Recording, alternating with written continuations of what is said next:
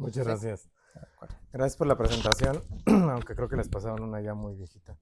Este, ya soy candidato a Derecho Penal, ya llevo casi 500 referencias y actualmente soy el responsable del campo de maestría en Ciencias Médicas Ontológicas y de la Salud, ahí en el Nacional de Psiquiatría.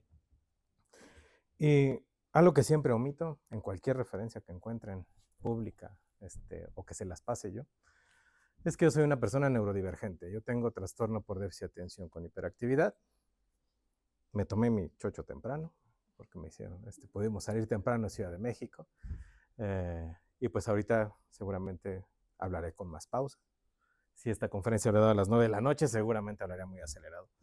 Pero pues necesito estarme moviendo, entonces agradezco la oportunidad de estar aquí, la invitación. He de decir que me sorprendió que me invitaran a un evento de esta magnitud y de esta comunidad científica, porque pues no soy precisamente alguien, como decía el doctor, cerebrocentrista, ¿no?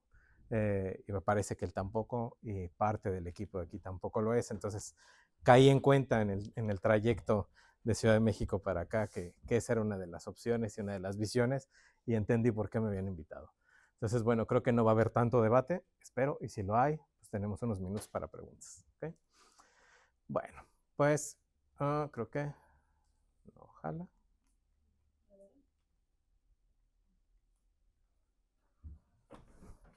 Ahí está.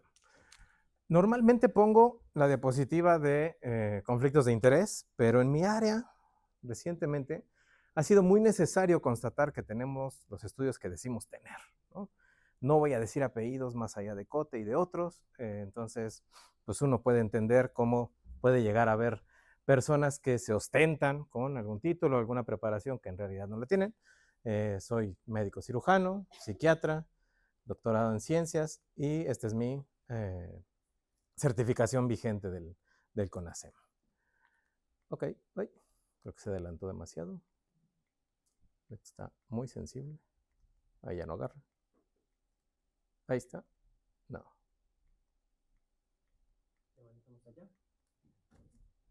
Ok, me paso para acá mejor.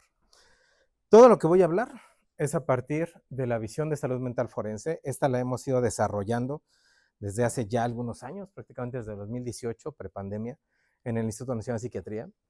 Y el objetivo de esta disciplina ha sido desarrollar investigación inter y transdisciplinaria, sobre todo en esta interacción que se tiene en ciencias forenses, jurídicas, filosóficas y de salud mental, para elaborar proyectos, preguntas concretas, adecuadas y posibles soluciones emanado de las investigaciones que hemos realizado y que estamos realizando, para poder realmente en algún momento tener algo que podríamos llamar o legislación basada en evidencia, o tener una decisión jurídicamente hablando por parte de nuestros juzgadores y de todos aquellos que están involucrados en el proceso jurídico, en el ámbito, en este caso por el tema de hoy penal, que pudieran estar basados en evidencia. ¿Okay?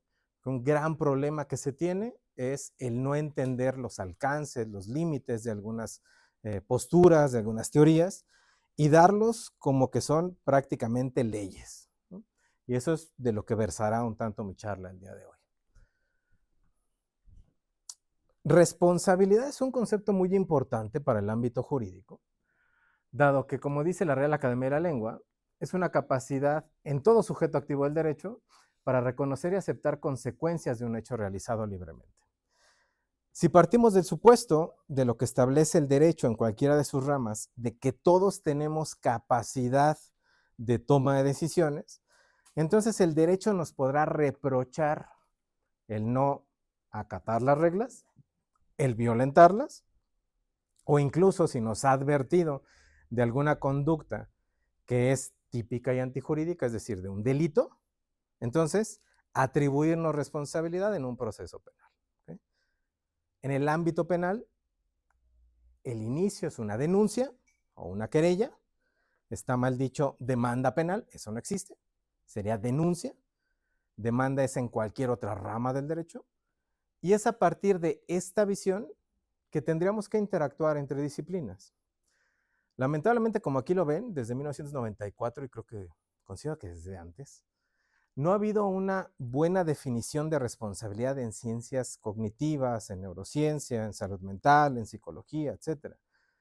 No nos hemos puesto de acuerdo a qué le llamaríamos responsabilidad. Hay quienes dicen que es una capacidad, otros quienes dicen que es un estado mental y otros que es una inferencia de algún lugar en donde nos desarrollamos.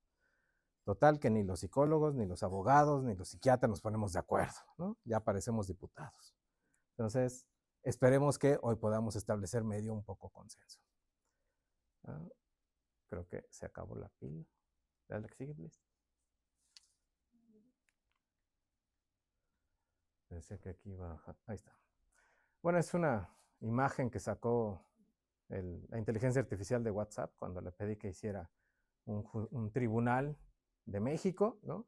Se dan cuenta, pues todavía le sigue fallando aquí los rostros, ¿no? A distancia. Está como chiquito. Aquí este cuate no tiene rostro. Y esto sirve de ejemplo para que entendamos los alcances de la inteligencia artificial. Y muchas veces lo mal que la juzgamos a través de considerar que puede ser la solución para muchos de nuestros problemas. Y como hoy se los pondré con las investigaciones que se han realizado a nivel internacional, puede más bien ser un incrementador de sesgos en el ámbito jurídico, sobre todo. Hay que esclarecer dos conceptos. Uno es la conducta antisocial. Ustedes pueden ver muchos artículos, publicaciones, libros, conferencias, etcétera, y se habla de una conducta que va en contra de las normas sociales. Esa sería la conducta antisocial. Y la conducta antisocial la puede llevar no solamente a cabo el ser humano, sino otras especies, ¿no? Acorde a sus propias reglas, no me dejará mentir el doctor, acorde a el estatus jerárquico en el que se ubique, primates no humanos, que tienen esta jerarquización también y este rol en el que pueden interactuar, y otras especies que también tienen esta manera de ir segregando los estratos sociales de sus propias entidades. Pero conducta antisocial, desgraciadamente, se llega a utilizar como sinónimo de conducta delictiva, y no es lo mismo.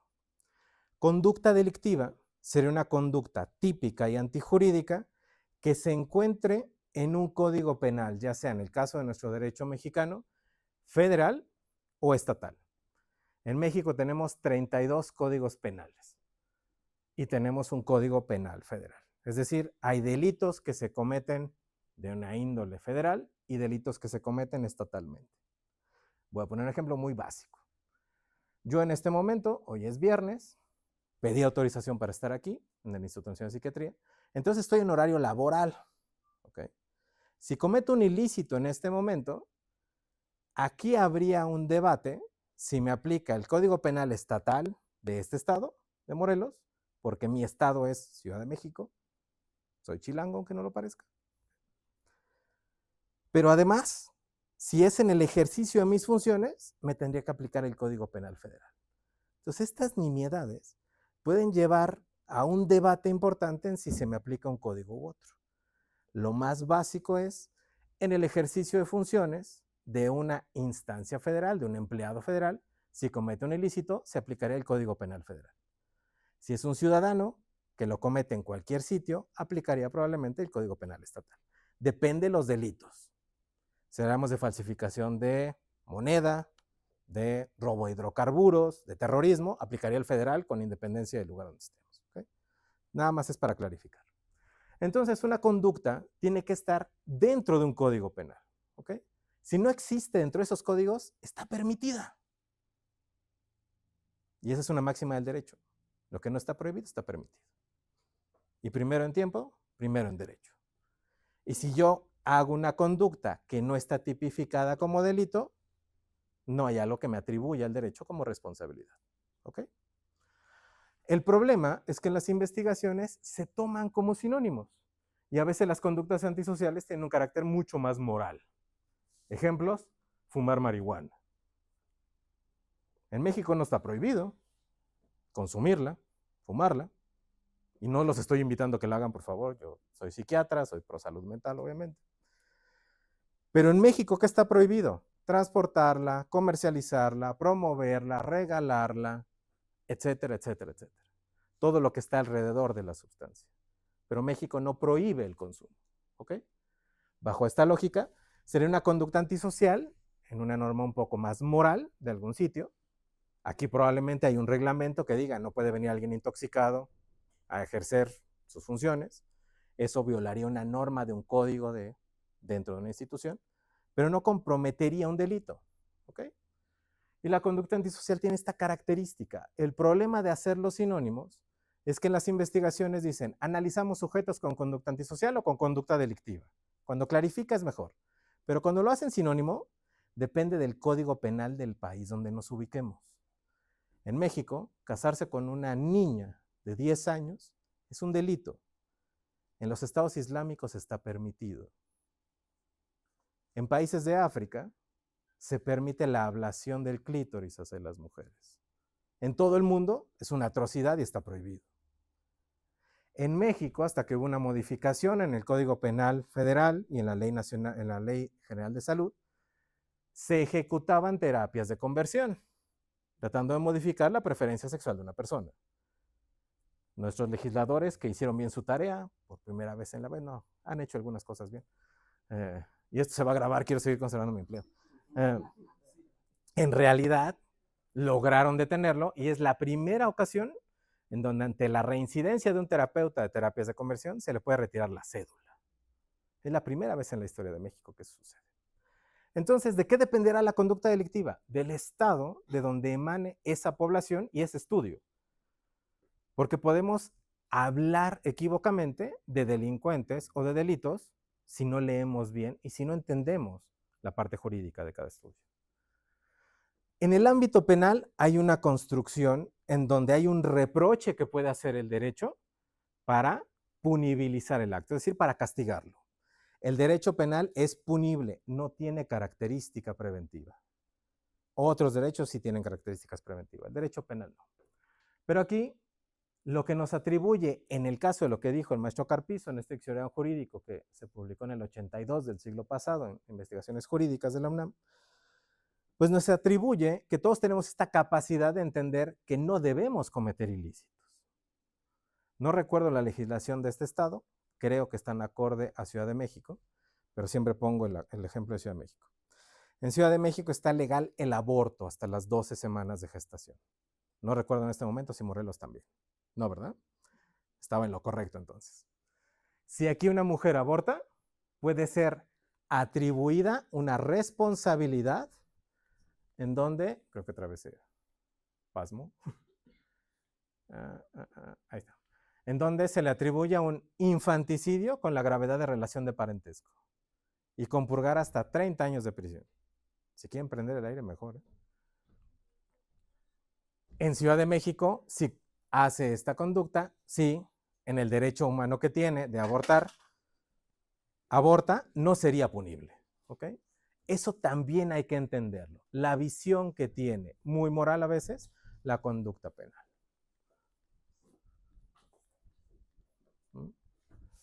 Y creo que ahora sí ya fue. Por favor. Creo que está fallando el... Ahí está, ahí está. Ok, creo que esto le sonará, sobre todo aquí en esta área, ¿no? De neurociencia cognitiva. Bueno, la pintura es hecha por Miguel Ángel, la Capilla Sixtina, ¿no? Este es algo que encontré en internet, ¿no? De cómo, en teoría, Miguel Ángel puso a Dios en un cerebro humano, ¿no? Adentro. Yo creo que lo colocó mal porque la parte de empatía anda como por acá, ¿no? Y lo emocional andaría como por aquí, entonces, pues, está como un poco equívoco. Pero, ¿qué les quiero decir con esto? En el cerebro se sientan bases para entender la conducta humana. Sin embargo, pleno siglo XXI, 2025, cuarto de siglo, seguimos con teorías e hipótesis. Las leyes dentro de la ciencia, a diferencia de las ciencias jurídicas, en la ciencia en general, se ubican en disciplinas muy específicas, física, química. Yo no he conocido a alguien que sea detractor de la ley de la gravedad y salga volando del planeta. Que diga, yo no creo en la ley de la gravedad y entonces el planeta Tierra lo expulse a patadas. Jamás he conocido que eso pase. Y esa es una de las características dentro del conocimiento humano. Podemos creer o no en ello, pero las leyes se han establecido con base en demostrar su factibilidad, disminuir el error, etcétera, etcétera. Por lo tanto, en el caso del conocimiento de la mente humana, seguimos hipotetizando y teorizando. No hay leyes concretas. Si bien ya pasamos la época de la animicidad y de pensar que hay espíritus en la sangre y que por ahí anda la mente, pues seguimos en este entendimiento que la mente es una vírgula en que interactúa el cuerpo humano, el cerebro, la comunidad, la crianza, el entorno, el lenguaje, etcétera, etcétera, etcétera. ¿Por qué les digo esto? Bueno, pues eso sirvió de introducción y creo que ya me llevé mucho tiempo para la introducción. Porque lamentablemente, desde hace ya muchos años, existe una lógica en el ámbito de la criminología, en el ámbito del derecho penal, que se basa en las teorías, por ejemplo, de Gall, este sujeto que andaba tocando cráneos, ¿no?, por todos lados, en 1810, y que estableció la teoría de la frenología y que él decía, si hay mayor o menor protuberancia en ciertas regiones del cráneo, el sujeto tiene esta capacidad de delinquir o puede ser peligroso, tiene esta personalidad. ¿Okay? Si eso hubiese sido cierto, no sé si alcanzan a ver, aquí yo tengo como 2 cuernitos, ¿no? Y no me los pone mi esposa, espero. ¿Okay? Aparte es abogada, duermo con el enemigo, así es que no creo. Porque siempre que digo eso se ríen, no entiendo, pero bueno, está bien. En realidad esto es mi cerebro presionando la formación de mi cráneo en útero. Y siempre he dicho, he sido demasiado racional desde el útero seguramente, ¿no? Pero bueno, esa ya es una nimiedad mía. Si a esto le hacemos caso, entonces reduciríamos a mayor o menor volumen del cráneo que un sujeto pudiera delinquir. Después, en 1848, se da este famoso caso de Phineas Gage, en donde un trabajador ferroviario tiene un accidente, una viga cae en una carga de dinamita, bueno, en una parte de pólvora, no se han puesto de acuerdo los historiadores, y le atraviesa la corteza órbitofrontal. Y entonces, antes era moderado, responsable, amable, ¿no?, como casi todos nuestros políticos. Y después se volvió temperamental, impaciente, respetuoso, como cualquier psiquiatra forense, ¿no? Y tuvo un deterioro en la toma de decisiones. Esto comenzó a surgir una idea, o a reforzarla en algunos teóricos o entusiastas del derecho, sobre todo en el ámbito de las neurociencias, de que ya se habían encontrado las bases de la conducta violenta y la conducta delictiva. Y entonces se empezaron a focalizar en áreas muy específicas. Fue en 1876 cuando este médico, Lombroso, establece una teoría en la que hay sujetos que tienen cierto tipo de personalidad para cometer algunos actos delictivos. Pero lo más grave de Lombroso fue que se atrevió a decir que existió el criminal nato. Un sujeto que en útero le pateó el hígado a su mamá y saliendo le quiere patear el hígado al mundo. Al día de hoy, ninguna de estas posturas ha sobrevivido a partir de distintas investigaciones. Y vaya que han habido esfuerzos para tratar de reforzarlas. Y ahorita les enseñaré algunos. En 1910, en el Congreso de la Unión Internacional de Derecho Penal, Jiménez de Azúa dijo este discurso. Los jóvenes delincuentes, a los que delinquen por vagancia y por alcoholismo, a los enajenados y disminuidos mentales, en algunos casos, autores del delito y al reincidente múltiple, llegando incluso a considerar en estado peligroso a ciertos individuos que aún no han delinquido, como niños y adolescentes abandonados, dementes peligrosos y bebedores habituales. Entonces, todos los que no son normales son peligrosos. Y esto desde principios del siglo XX se empezó a establecer como máxima en el derecho penal. Y no solamente ahí, en la psiquiatría y en la psicología. Y entonces empezamos con el estigma de personas con trastornos mentales, considerando la hipótesis del loco peligroso. Tiempo después seguramente le sonará este nombre, Antonio Damasio, ¿no? Poco conocido, pero bueno. Un gran neurocientífico contemporáneo, me parece que todavía vive el profesor Damasio. En este maravilloso libro, El error de Descartes, él empieza a generar su hipótesis del marcador somático. ¿Y qué dice? Los marcadores contribuyen a través de señales inconscientes a tomar decisiones, incluso sin que los sujetos puedan explicar la razón de su estrategia, obligando a enfocar su atención en el resultado negativo de una acción determinada. El mejor ejemplo que siempre he entendido de marcador somático es cuando entrevistan a un jugador de fútbol soccer. Y creo que en este estado me entenderán porque uno los gobernó. Cuando le entrevistan a un jugador de soccer, ¿cómo le hizo para meter ese gol desde media cancha? Pueden ver en sus ojos cómo empieza a confabular, que no tiene la más idea de qué hizo, ¿no? El equipo y el entrenamiento y No hay jugador de fútbol soccer que diga, me voy a correr a 70 kilómetros por hora, voy a inclinar mi pierna a 45 grados, le voy a imprimir una fuerza de 35. No da. ¿Okay? Algo lo alertó, él pateó y se dio. Los cracks nacen. ¿Okay? Es diferente del crack. Ese se consume. Es otra cosa. ¿Okay? Entonces, en este ejemplo tenemos algunas señales que nos orientan a tomar decisiones. ¿Okay? ¿Cuál es el problema? Que cuando estas teorías, estas hipótesis se toman a rajatabla, cual si fueran mandamientos bíblicos, se empiezan a establecer hipótesis de un marcador somático deficiente como origen para cometer ilícitos. Y entonces se empiezan a generar publicaciones en donde se establecen una cierta lógica en donde algunas áreas cerebrales pueden estar involucradas de manera deficiente en su actuación o en su conexión o en la manera en la que actúan para poder tomar la decisión de cometer un acto delictivo. Y eso es falso. Todos tenemos la capacidad de cometer un ilícito, pero tenemos la toma de decisiones de cometerlo o no, salvo inimputabilidad que se cuece aparte. Un ejemplo que les encanta en ciencia cognitiva es la psicopatía. Y entonces, de repente, y ahorita recuerdo la charla que teníamos de camino, se llegan a tomar modelos como si pudiéramos hablar de algo específico, sin modificaciones, sin dimensionalidad y muy dicotómicos. Y entonces nos basamos en que si ya hay un constructo de algún trastorno mental o de algo, es inamovible.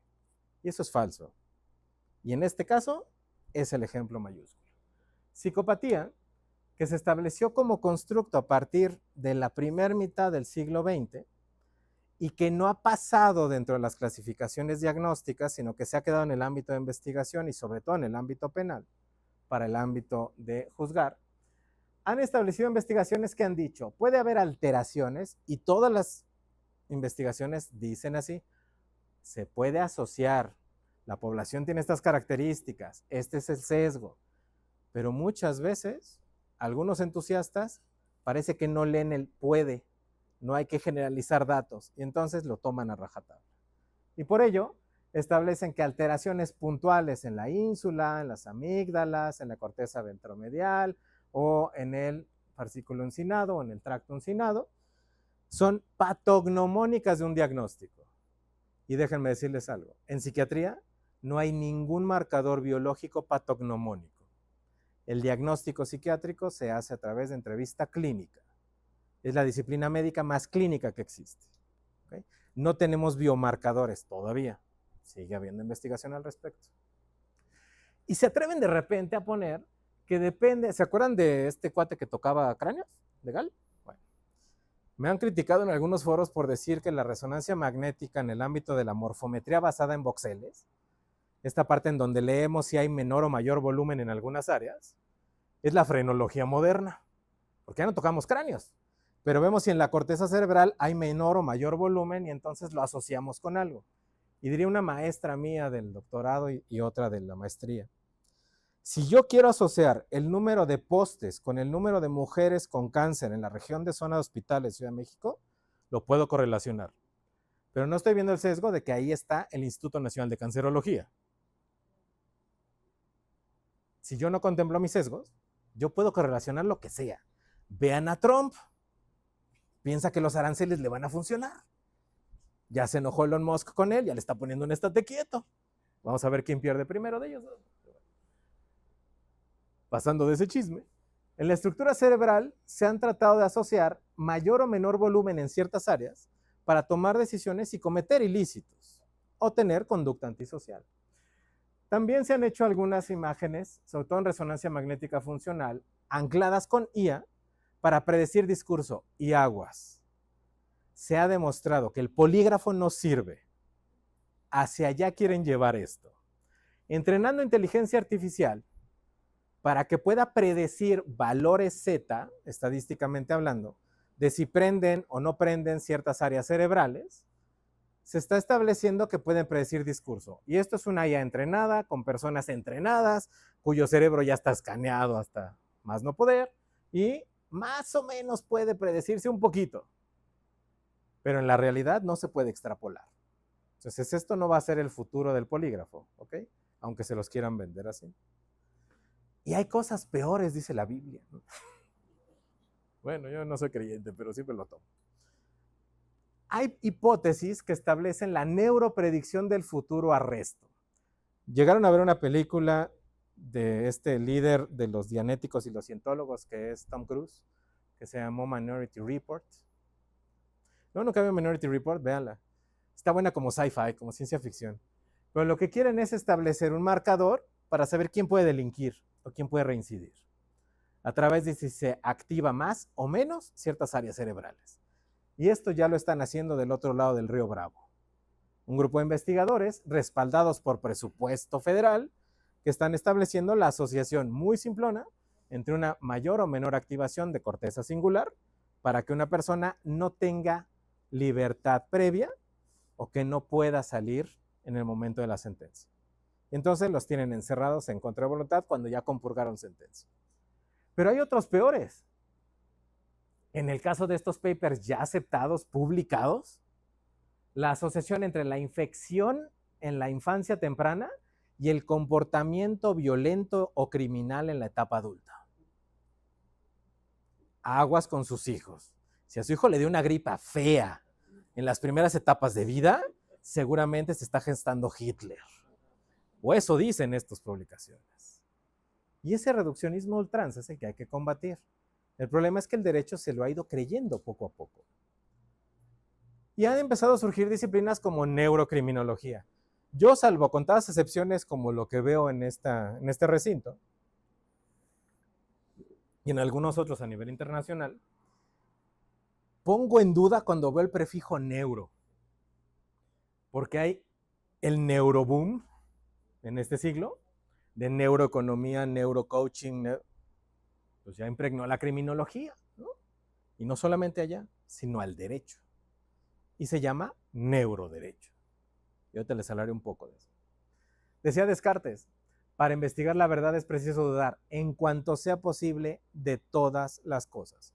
El peor error que comete un investigador, alguien como nosotros que desarrollamos ciencia, es creérsela completa. Hay que dudar hasta de nuestras propias palabras e inferencias. Y entonces, con base en eso, avanzar.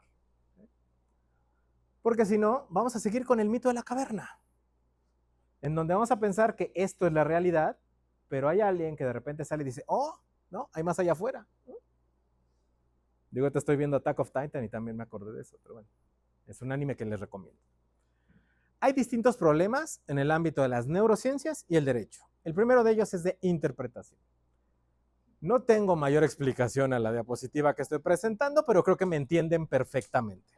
En la resonancia magnética funcional, cuya lectura es mayor o menor oxigenación en ciertas áreas cerebrales, este puede ser el comportamiento y la resonancia magnética funcional manda un montón de señales y el oxígeno a todo el cerebro. Y se ríen porque es verdad. Pero alguien que no entiende esto piensa que ya encontramos cómo es la mente humana o que leemos pensamientos a través de la resonancia magnética. Bueno, fuera, no existiríamos los psiquiatras. Es muy diferente escuchar palabras, hablar verbos o hablar palabras, generar verbos o ver palabras. El cerebro es dinámico. La velocidad en la que procesa información se activa, genera cambios genéticos, se comunica eléctricamente, se comunica químicamente, es tan veloz que ningún aparato diseñado por el ser humano al día de hoy lo ha alcanzado. Hubo un intento con un resonador de 7 teslas en Europa, pero es prohibido para investigación humana porque modifica metabólicamente y magnéticamente el cuerpo. Entonces no se puede utilizar. Lo máximo son 3.5 teslas, ¿okay? Y con alta definición. No hemos llegado al 8K como en los celulares. ¿Okay? Pero esto es lo que me encanta. Cada vez que me invitan me dicen, oye, ¿vas a llevar tu salmón? Pues no es mío, ¿no? Es de este grupo de investigación. Pero este grupo de investigación este investigador, Craig, pues estaba ahí de ocioso, ¿no? Estaba haciendo su postdoc con este grupo y de repente dijo, pues voy a comprar salmón y lo voy a meter al resonador a ver qué pasa. ¿Qué puede malir sal? Lo mete, empiezan a leer y, oh sorpresa, el cerebro del salmón muerto activa corteza cerebral. ¡Sas! Esto a mí me ha servido para descartar argumentos de algunos peritos y cambiar las ideas de algunos jueces y de algunos abogados. Estos son falsos positivos, dependientes de la técnica, dependientes del oxígeno y no de la activación cerebral. Lo único que lee Bolt a nivel de resonancia magnética funcional es oxígeno en un área, dióxido de carbono en otra. Y aquí es una burbuja que se atrapa en el cerebro del salmón cuando muere de oxígeno. Y entonces, se supone que es una cavidad cerrada, ¿no? No tendría que haber actividad si está muerto. Y me gusta hacer algunos ejemplos. No es sarcasmo, se los juro. Es manera de explicarlo, ¿ok? Soy neurodiverso, compréndanme. Yo le puse la analogía de las estrellas y la memoria a largo plazo. En 1870, el conocimiento humano desarrolló una técnica para clasificar las estrellas a través de una gama de colores por alguna difracción de algunos telescopios y de algunos lentes que desarrolló este sujeto, Sech. ¿Okay?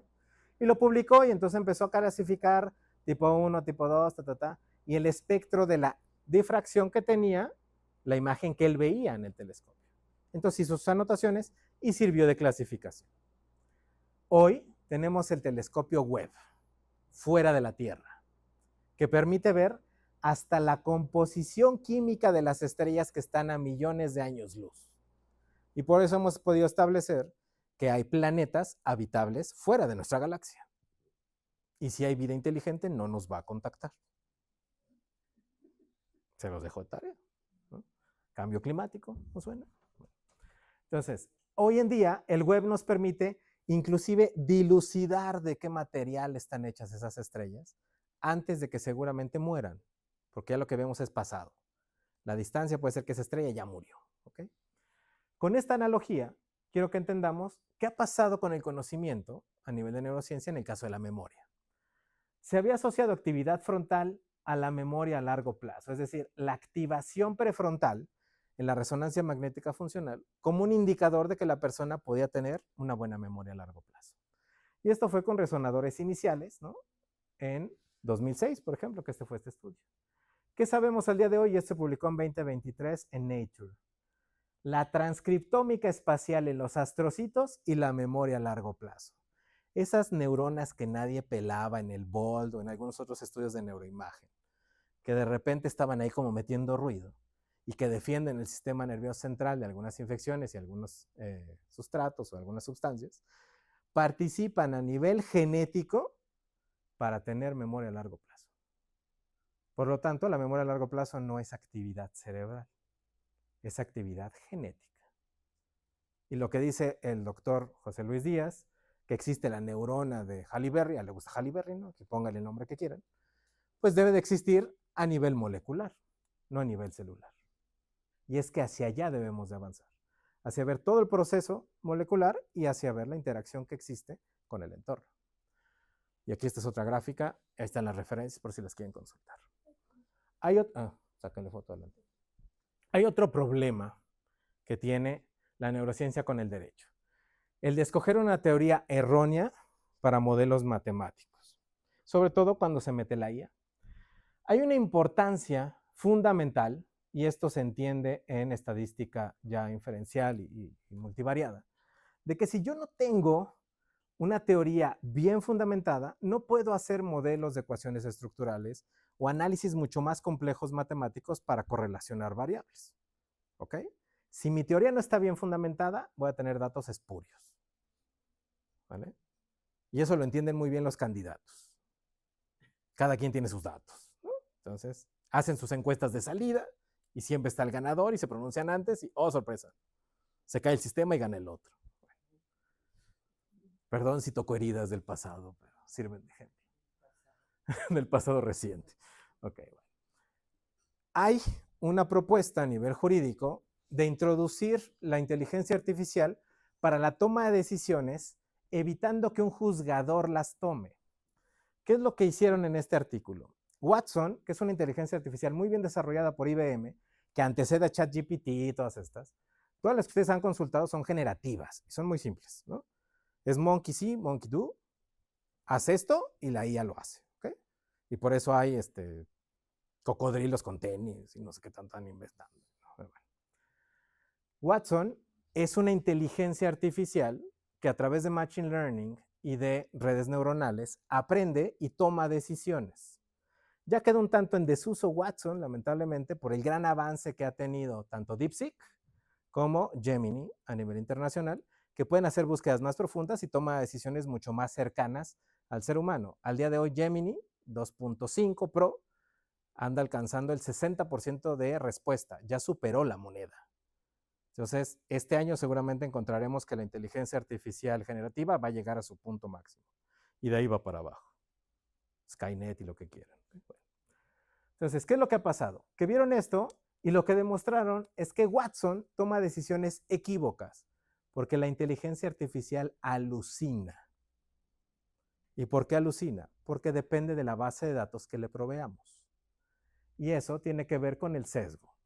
Aquí hicieron un análisis de hotspots, de centros de criminología, donde se desarrolla mayor crimen, y buscaron de dónde venían estas personas. Les dieron la base de datos limpia que tiene la policía, ¿no?, en esta zona de Chicago. Y, oh sorpresa, bueno, en algunos otros estados, oh sorpresa, replicó el sesgo discriminante por raza, que ya sabemos que en nuestra especie no existen razas, ¿no? Y entonces, ¿quiénes eran los criminales? Los afroamericanos y los latinos, casualmente. La IA también lo predijo. ¿Okay?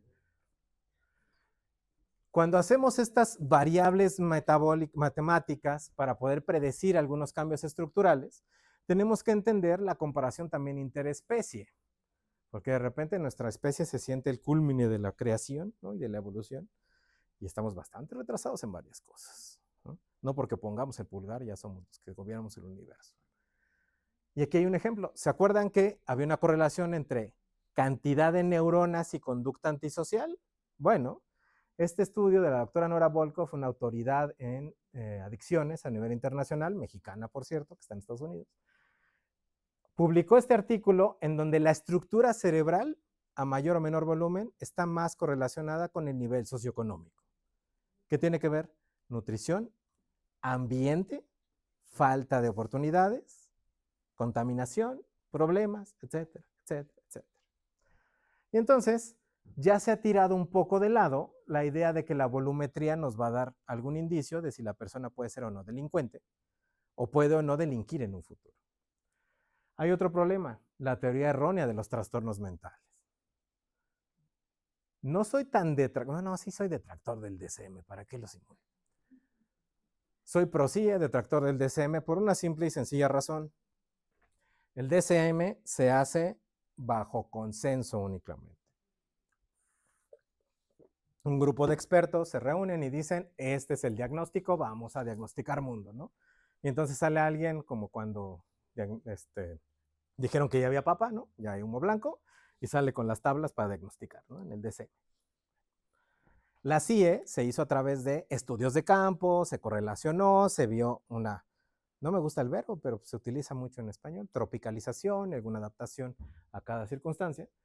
Y la CIE es una mejor herramienta para diagnosticar, ¿ok? CIE 11. Pero cuando tomamos mal la teoría y la cargamos de sesgo, establecemos razones o lógica equívoca.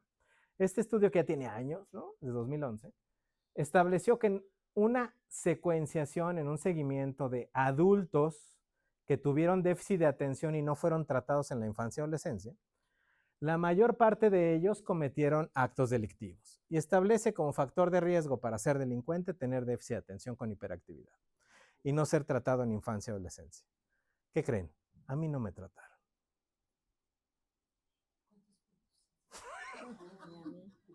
Y yo me dedico a estudiar criminales, ¿no? Entonces, siempre para toda regla hay una excepción, pero aquí no se puede establecer una regla, porque finalmente esta asociación es espuria. va cargada de la hiperactividad y de la necesidad de estimulación de alguien no tratado, en un ambiente poco controlado y demasiado estricto.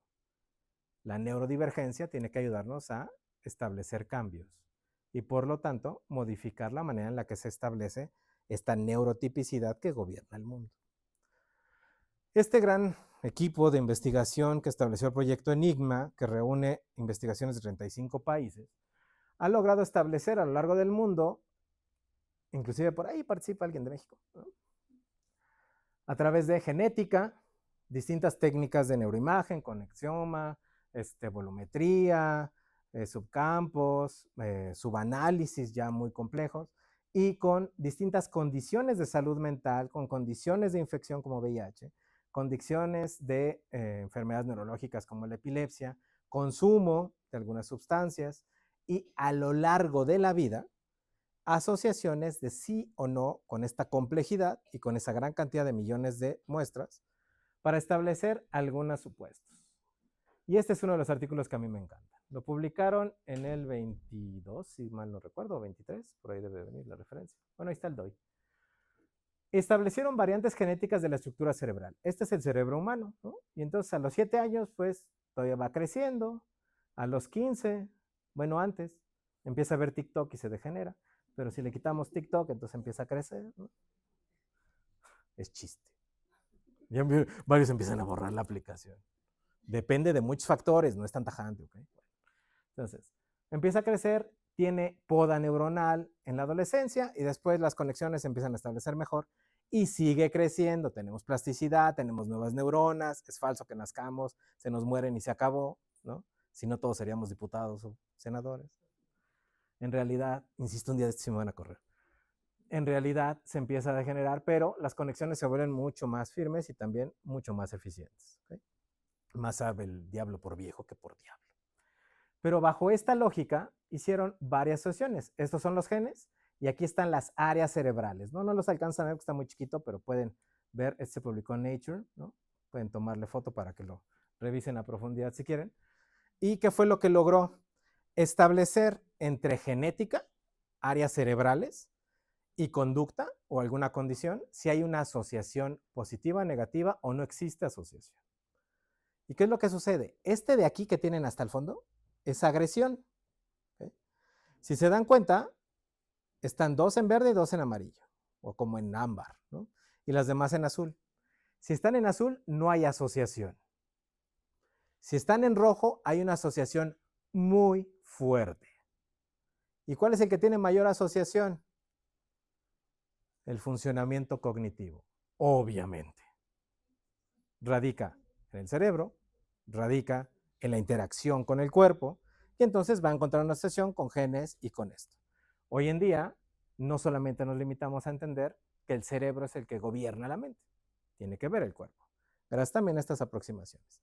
Pero este es el constructo más cercano a conducta delictiva, agresión, que no establecen otro, ¿okay? Pero este estudio maravilloso, igual publicado en Nature Human Behavior, aunque de repente a los de Nature también les ven la cara, pero bueno, hay que tener sus cuidados. Trataron de identificar en 371 variantes genéticas si hay una asociación con comportamiento antisocial en algunas muestras, delictivo en otras. ¿Qué fue lo que encontraron? No existe el gen de la maldad. No es como Homero Simpson dijo, lo tiene Walt Disney, Hitler, no. En algún momento se estableció la lógica del gen guerrero, de la COMT o de la MAOA, para poder establecer variables y por lo tanto alguien que pueda cometer ilícitos. Al día de hoy el conocimiento genético y ya más de investigaciones mucho más complejas ha establecido que no hay genes de la maldad o no hay un gen de la maldad, ¿okay? La realidad es que puede haber factores que pueden condicionar la comisión de conductas delictivas o de conductas violentas, como la intoxicación por plomo, porque el plomo puede afectar la corteza prefrontal y puede hacer pérdida de cognición, alteración de comportamiento e incluso asemejar el déficit de atención. No es de gratis que el déficit de atención esté en mayor frecuencia en zonas urbanas que en zonas rurales.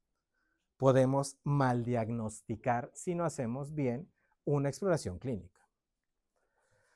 Y este es un modelo que establecimos un grupo al que pertenezco de la Universidad de Washington, cuyo proyecto seguramente ya con Trump ya no se va a realizar, pero bueno, esperemos que en algún momento lo hagamos, donde habíamos postulado que el delito se tenía que evaluar bajo la toma de decisiones en la propensidad, en este índice de propensidad de crimen o de delito, bajo la toma de decisión ya más metacognitiva, con el cúmulo de el plomo y algunos antecedentes y algunas cuestiones de salud mental. Pues bueno, esa es la propuesta del modelo que hicimos, sustentándonos en la teoría que al día de hoy dice que el plomo afecta, ¿no? Y que puede haber mayores índices de delincuencia en ciudades muy contaminadas. ¿Okay? Sin embargo, hay otro postulado. ¿Se acuerdan de la psicopatía? Que les encanta de que no es empático. Bueno, es una investigación de un servidor. Hace algunos años, junto con este grupo de investigadores, pusimos sobre la mesa que no hay una psicopatía, sino que hay trastornos psicopáticos. ¿Y cuáles serían? Nos basamos clínicamente en la evaluación de psicopatía, pero los dividimos en predominantemente narcisista y predominantemente antisocial. No soy por DSM, pero ahí todavía no estaba la CIA. ¿Okay? No me vean feo. Determinamos que la escala sí distingue entre sujetos con psicopatía y sin psicopatía, pero logramos visualizar bajo un modelo de correlación canónica, en un análisis discriminante, que la búsqueda de novedad que ya se había reportado y la dependencia de la recompensa diferencian los tres grupos. Y esto, temperamento, es mucho más biológico. Pero esto de acá, que es carácter, en el modelo de Cloninger de personalidad, la autodirección, pero la autotrascendencia los diferencia mucho mejor. Los sujetos que no cometen actos delictivos, que tienen psicopatía, son más alejados de la sociedad. Los que la cometen buscan pertenecer y por eso se meten a crimen organizado. Hay problemas de interpretación en los hallazgos en el sistema de justicia. Ya nos lo advirtió en su momento este psiquiatra vasco, que sí digo que es mi colega, ¿no? El doctor Pablo Malo, en los peligros de la moralidad, en esta generalización que se llega a hacer de algunas circunstancias. Y Michel Foucault, que no lo escribió él, es el rescate de sus discursos en la Universidad de París y en algunas otras, pero que habla acerca del error de tener este poder psiquiátrico de determinar quién tiene la capacidad y quién no. ¿Por qué? Porque podemos estar cargados de sesgos cognitivos y de repente tener el efecto Dunning-Kruger, en donde mientras menos sé, más confiado me siento, ¿no? Sé que me dijiste 5, dame 8, por favor. Te prometo que ya acabo. O el sesgo de autoridad, ¿no? A mí cada vez que me dicen, es que tú eres autoridad en esto, no, yo soy un ratón de biblioteca, soy un entusiasta de la ciencia y me encanta la interdisciplina. O el falso consenso, ¿no? Todos piensan igual que yo. Y entonces el león cree que todos son de su condición. Pero ese tipo de sesgos se llegan a generalizar en el establecimiento del loco como peligro. Y esto data en nuestro contexto cultural desde prácticamente la primera mitad del siglo pasado. Y estos son psiquiatras y juristas que establecieron la peligrosidad de alguien con un trastorno mental. Hoy afortunadamente vemos algunos detractores de esas ideas. ¿Por qué? Porque el neuroderecho ha ido postulándose como una salida. Entender qué áreas son las que hacen que una persona delinca o que tenga capacidad o no. Y ya lo escribimos aquí, mi asistente, la maestra Marlene y yo, que más bien es una falacia epistemológica. El neuroderecho no tiene un sustento para poder establecerlo, porque a partir de él están generando neuroabolicionismo penal. Y entonces, nadie va a tener la culpa de nada, porque sus neuronas se lo dictaron. Aguas. A la conducta antisocial o conducta delictiva, con dependencia de lo que hablemos, hay que entender que el sujeto puede llegar a tener un pico máximo, pero si nos quedamos con la visión del puro sujeto, no vamos a entender la influencia que hacen las figuras de autoridad, la influencia que hacen los pares para cometerla, o la influencia que puede hacer el ambiente criminológico. Porque hay lugares en donde hay factores que pueden conllevar a que una persona cometa un ilícito. Por ejemplo, si lo establecemos con los trastornos mentales, conducta antisocial o conducta delictiva, aquí sí podemos más o menos hablar como sinónimos, la mayoría la cometen sociópatas. Y los sociópatas no son personas con trastornos mentales.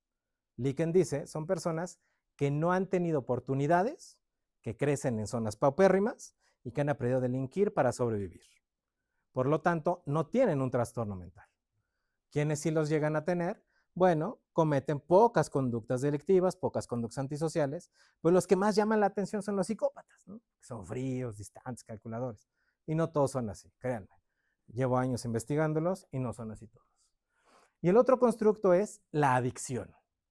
La consideramos un problema social cuando es un trastorno mental, un trastorno de la toma de decisiones que imposibilita que exista, a través del craving, una toma de decisiones adecuada.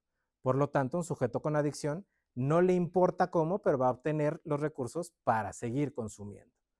La ONU dice en 2010, esta fracción de la ONU que se dedica al estudio de las drogas y el delito, dijo que existen factores para que estos dos se conjunten: condiciones inadecuadas de crianza, problemas familiares, hacinamiento en seguridad en el barrio, falta de espacios de recreación lúdica, escaso apoyo y vínculo comunitario institucional para resolución de conflictos, espacios formales de educación inseguros, alta situación callejera y desempleo. ¿Les suena a México? Y hay estudios con un modelo ecológico para entender que para ser un delincuente dentro de la asociación con adicciones, hace falta en el macroambiente tener un ambiente de pobreza e inequidad, falta de alternativas de educación, crimen organizado como parte del orden que está en esas zonas, el tráfico de drogas, etcétera, etcétera, etcétera. Entonces, el ambiente para la conducta delictiva juega un papel fundamental. Y la otra son las adversidades en la infancia.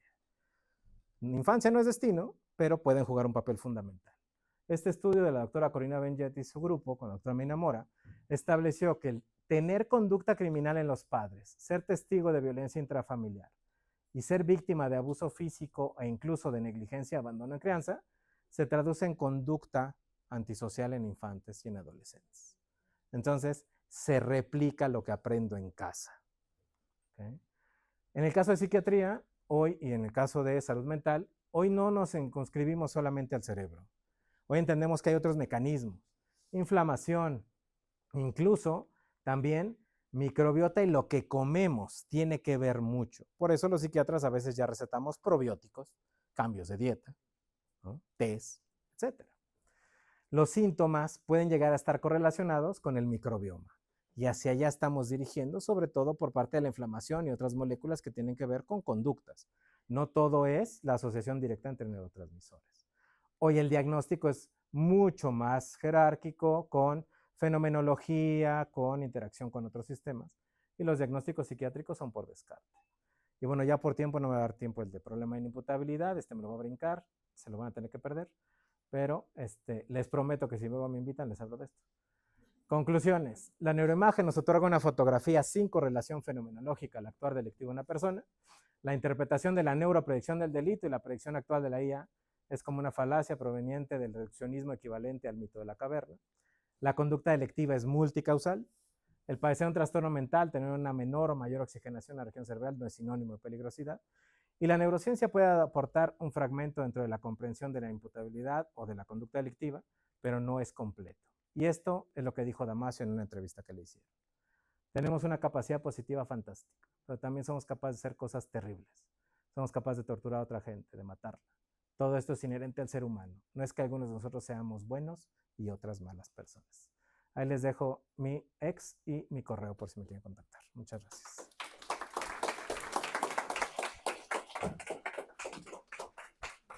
Pues muchas gracias al doctor. Muy interesante esta plática dimensional de la persona o de criminología, ¿no? de la criminología.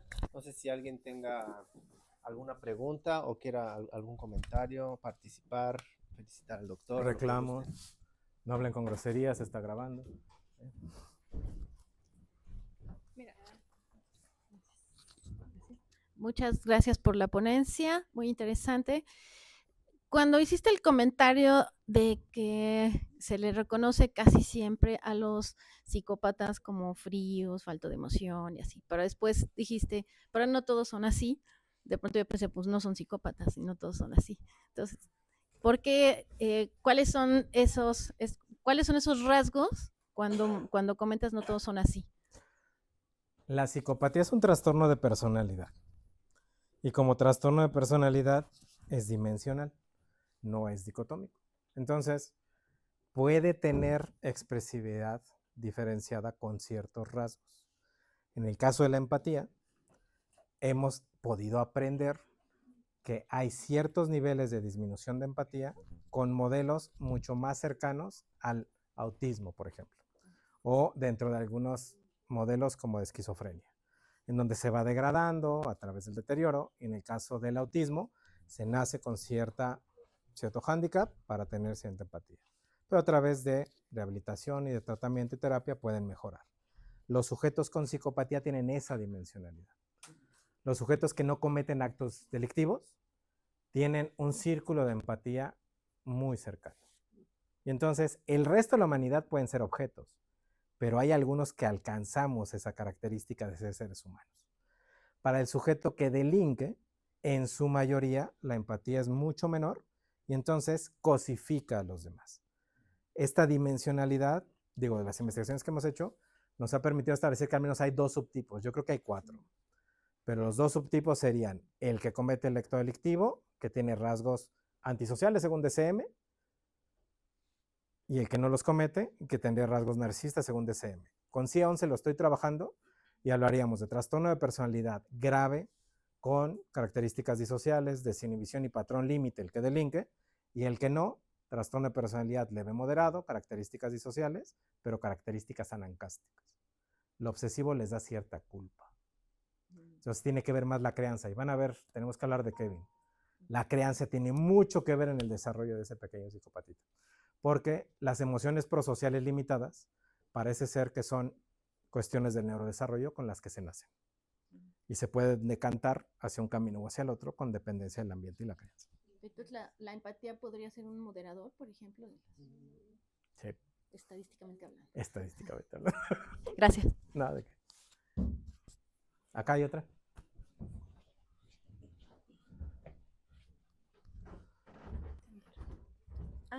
Gracias. Buenos días. Buenos días. Bueno, uno de los riesgos que se menciona precisamente de asociar la neurociencia y la neurobiología a la criminalística y al derecho es esta peligrosidad de asociar a la neurona fue la que actuó. Usted mismo lo dice, bueno, es que ya perdemos la culpa individual, pero yo realmente pregunta para que me debata por qué no sería más bien esa peligrosidad una llave para entender precisamente que es la neurona la que ejerce una respuesta ante un contexto, porque también menciona, bueno, si es la neurona la que decidió, ¿por qué pasó? Bueno, menciona que en las ciudades la toxicidad del plomo aumenta el riesgo. Una infección en la infancia aumenta el riesgo. El que estén en zonas vulnerables aumenta el riesgo. O sea, la construcción social acrecenta el riesgo de que la neurona actúe así. Entonces, nos pone en una obligación de conocer lo humano, porque lo humano puede llegar ahí y cómo podemos evitarlo a través precisamente de una condición social. Qué bueno que lo cerró con esa, porque ha habido propuestas de ver si despolariza más o menos, si tiene mayor o menor canales de conducción, si tiene ciertos receptores o no, la neurona de aquellos que cometen actos delictivos. Ninguno ha logrado sobrevivir ante la gran heterogeneidad, primero, de conductas, 2, de contextos sociales, 3, de contextos jurídicos y 4, de mecanismos de adaptación. Lo que para México no es delito puede ser delito en otro estado. Y el otro gran problema es que la neurona, digo, citando al gran Santiago Ramón y Cajal, es la base fundamental para el comportamiento. Pero separar a la neurona del contexto social nos va a dejar un edificio vacío. Necesitamos esa interacción para poder ver cuáles son las variables mucho más complejas que conllevan a una persona a delinquir. Y yo siempre cito un ejemplo. Uno puede decir, yo jamás voy a cometer un ilícito. Deja que te toquen un familiar. Y puede ser el sujeto más calmado posible, pero no es la neurona. El problema de aterrizarlo hacia la teoría neuronal básica es que eso desproveería en el derecho la responsabilidad del sujeto y nos colocaría en este Minority Report para ver, tienes estas características, no comiste, estás intoxicado, etcétera, eres peligroso, vas para acá, te segrego del entorno y no te permito adaptarte o rehabilitarte, porque ahí entran los derechos humanos. Bueno, quizás más bien el decir la neurona era una metáfora de Sí. lo biológico. Esto que usted menciona de la responsabilidad individual, esa es la pregunta esencial. ¿qué tanto más bien, como usted también lo mencionó, nuestro sesgo y nuestra defensa de creer que somos la cúspide de la evolución nos hace creer que realmente estamos decidiendo y la individualidad en la decisión? ¿Qué tanto más bien no es una necesidad de reconocer que hay un ambiente, que más bien somos resultados de un ambiente, de una condición y de exigencias que están motivando una conducta y más bien nos obliga a conocer lo humano, porque creo que la esencia de esto es que creyendo que lo humano es lo máximo, no nos hemos permitido realmente estudiarlo. No conocemos mucho de lo humano como una especie más. El problema con lo humano no es lo biológico, es la construcción de la mente. Exacto. Pero eso Que llevamos siglos sin poder determinar qué es mente, dónde radica y cuál sería el sustento para mantenerla. sí. La construcción de entender el libre albedrío, y voy a citar a uno de mis maestros, al doctor José Luis Díaz, es no hacer un reduccionismo a ultranza, porque, digo, esta me la tuve que saltar por cuestiones de tiempo, pero la ponemos para atrás, please, porque no me deja. Sí, te respondo esta. Ahí está. Porque en la toma de decisiones, el modelo es mucho más amplio. Hay que tener una representación, una decisión ligada al pensamiento, un entrañar esa decisión para evaluar motivos, pulsiones, impulsos, pero involucrar la utilidad y el balance entre costo-beneficio. Entonces, eso lo hace la mente humana. Al momento en el que hacemos eso, toda la parte biológica queda detrás y no se queda como complemento en la toma de decisiones más que una pequeña parte, y dice el doctor Díaz, con esta vírgula de interacción entre lo social, lo cultural, la crianza, el entorno, el ambiente, la microbiota, etcétera, etcétera, etcétera. Hoy en día los modelos que tenemos son insuficientes para entenderlo.